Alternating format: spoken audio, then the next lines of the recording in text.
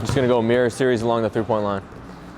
So you're gonna be dribbling, and then you're gonna be next to him. You gotta stay hip to hip almost. So you don't have to have a basketball actually.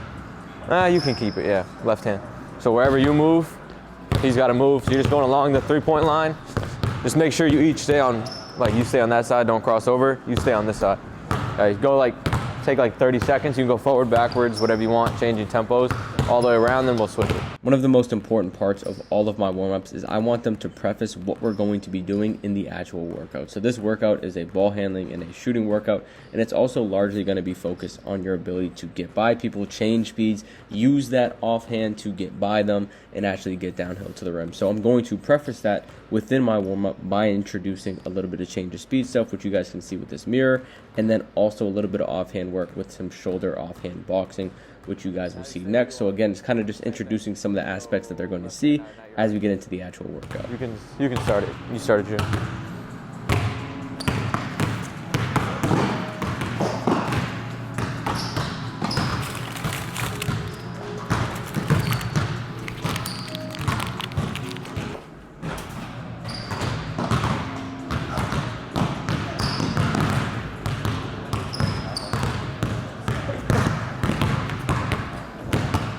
Try to stay inside the lane line, and the 3-point line will just go shoulder boxing. First one, do 11.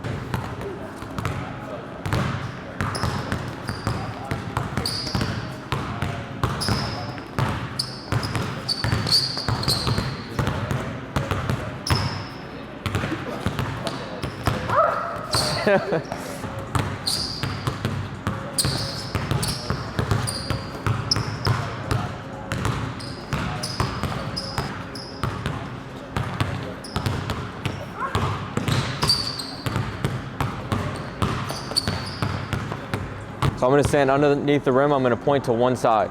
So defense, you're pressuring him, so you can't see which side he has to go to. You have to go the side that I point. You can't change direction, so you have to be creative with how you keep your line.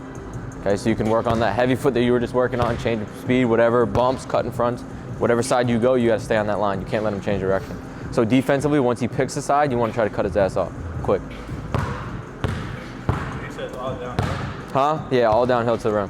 You're trying to pressure the ball. If you can steal it before I point, then you get a point. So a big key with this drill is obviously the ball handling, dealing with pressure aspect, but also being able to keep their quote-unquote eyes up, as coaches love to say. By me just being able to point to a side, it's forcing them to keep their eyes open, survey the floor. But the other big thing, which was kind of the focus in my mind, is for them to keep their line. Once they go, being creative to keep that line, exploding, getting right off their hip, so not trying to go wide, right off their hip, keeping contact, using the off arm to swipe, get in front if they need to, or even use that change of speed that we were working on before to be creative and kind of keep that line. So that is really the focus of the drill. A lot of different aspects: finishing, ball handling, dealing with pressure, all of that kind of good stuff.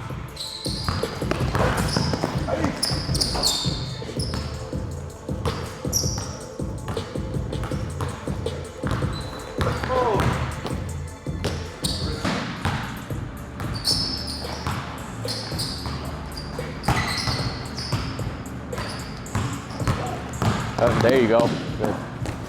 Try not to get pushed back so far though. Keep your space a little bit more. Dead. You're just too slow. Like, he knows where you're going. He knows where you're going. You gotta disguise it better.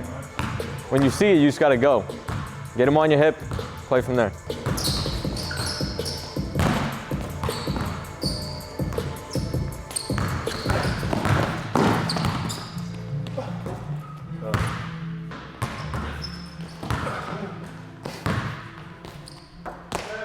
Got him on the early one. Was that 4? 4 to 1, Chan? 2? There you go. Good shit. Good off arm. That's why we did the offhand boxing.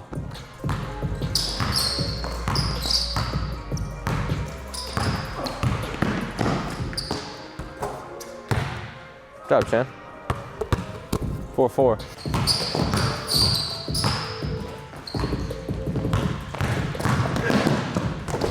Kind of similar concept, just off the catch. You're gonna slide over. On the catch, you can either shoot or you can pick a side. Once you drive, if you go right, you gotta stay going right. If you go left, you gotta stay going left. Okay? No catch and hold though.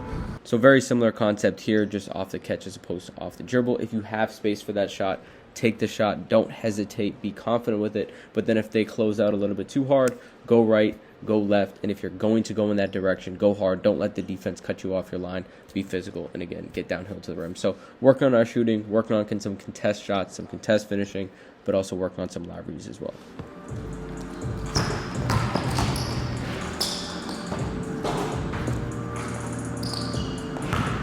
Hang out. Good shot fake though. Great shot fake.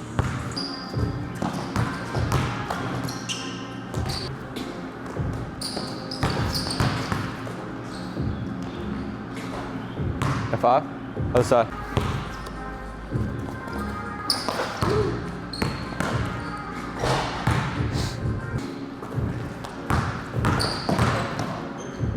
You had the shot. There you go. Good take.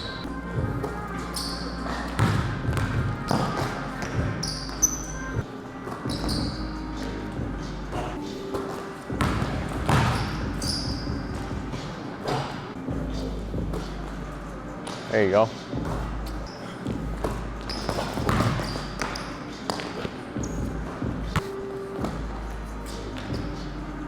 What you mean? That's the point of me. Give me that. That's your fault. See, then he just acts like he's not That's even your fault. trying. Because he knows you're not going to get the board. All right, you get a drink. I know Julius needs it. Get a drink. Got him. Oh my God. Oh! It's so lucky that didn't go in. What happened too? What happened? You remember what happened? Did he You beat remember you? what happened? What happened? 3 spots? 3 spots, right? It was 3 spots or 5 spots I beat you. It was 5, one by one. 5-4, I remember. No. If we played 5 spots, how was it 5-4? I mean, It was 4 to 1. by one. 4 to 1. It was 4 to 1. You won 1 spot. Come Wow. on, get out of here. Wow. That's like 3-2 or something. You don't even remember. You don't even remember. I'm being gracious by saying you beat me 1 time. That's He considerate. put it in his subconscious. He put it way in That's the back of his head. considerate, brother. Pick and roll, jump shots only. Got to go over the top if you're playing defense. Okay. If you come off, you can also rescreen if nothing's there.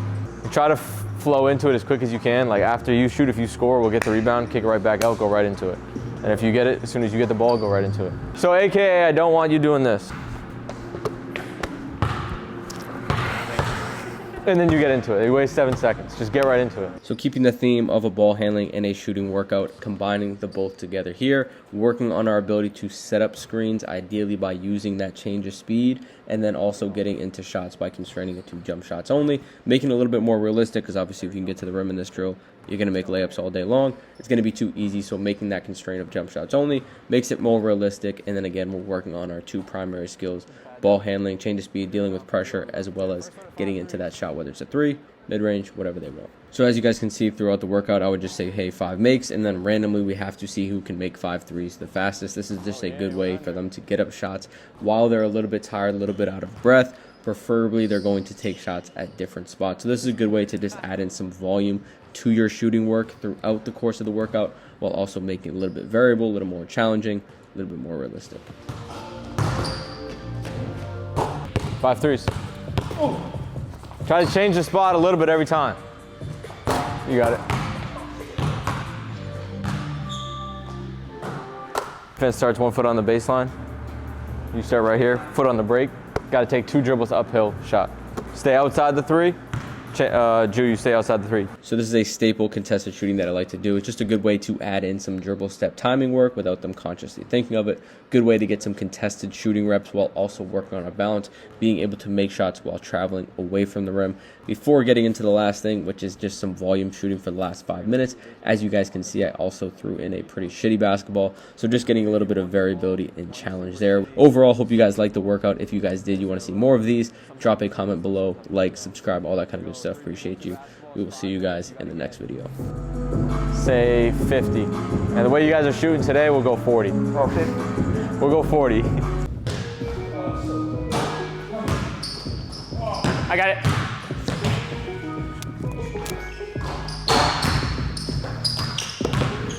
15.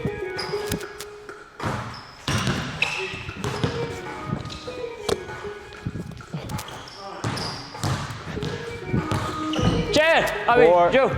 3, 2, 1, time. What'd you get? 40.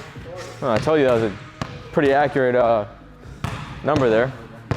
Well, you guys went for 50, so free throw.